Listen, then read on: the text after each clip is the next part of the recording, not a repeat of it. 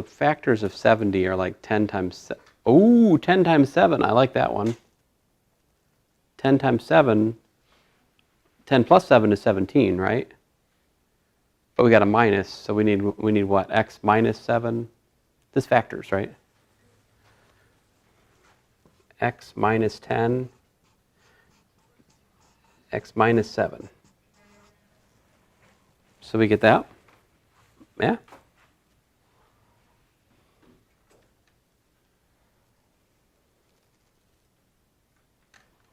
And so that means X is equal to what or what? X is equal to 10, or X is equal to 7. Now, this kind of problem, I mean, we have been checking answers for problems in here mostly as a means to check on us making arithmetic mistakes, right? So at this point, for this problem, checking the answer, it's not just a pleasantry. It's not just an extra, oh, let's make sure we didn't get something wrong kind of thing. It's a necessity. And the reason it's a necessity for this problem is we squared the equation. And the thing is, whenever you square an equation, you can accidentally put in new solutions, right? Like, take for example, this problem up here. The problem we started with, and you guys told me, no, there's no solutions because that's negative, right? Think about this. If this problem, if you hadn't noticed that, right? If you hadn't noticed that that minus 3 is nonsense, you squared this equation, what do you get?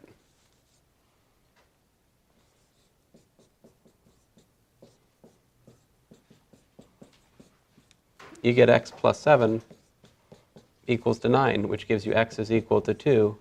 Oh, look, we found a solution, right? Is it a solution? It's not a solution when you plug it back in. See, because the square root of 2 plus 7 is the square root of 9, which is equal to 3, which of course is not equal to minus 3.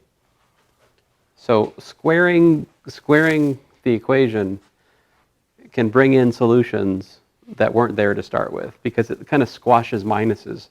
Squaring the equation can squash minuses. That's what happens. And same thing happens down here. Maybe one of these solutions works, maybe one of them doesn't. So the only way to figure out which one works and which one doesn't is to go back and to check them, right? So let's do that.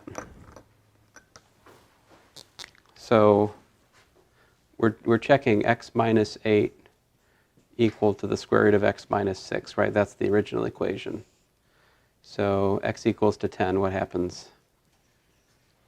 10 minus 8, is that equal to the square root of 10 minus 6? Well, that's the square root of 4, which is 2. I think we're good. How about 7? 10 minus, 7 minus 10, right? Excuse me, 7 minus, I can't do math.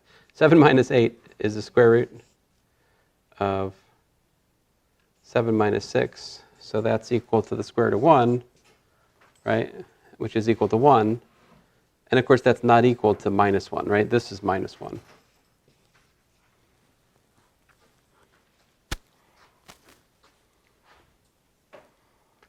So, yeah.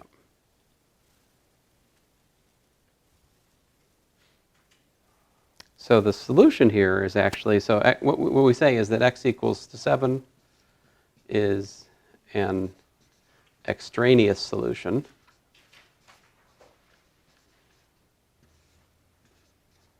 Which is to say it's not actually a solution. The real solution, the answer is just x equals to 10 for this problem. So I personally, I think this problem is very interesting. Like I think this is more interesting than the other ones we've worked today. We'll do more of these, all right? But anyway, thanks guys, and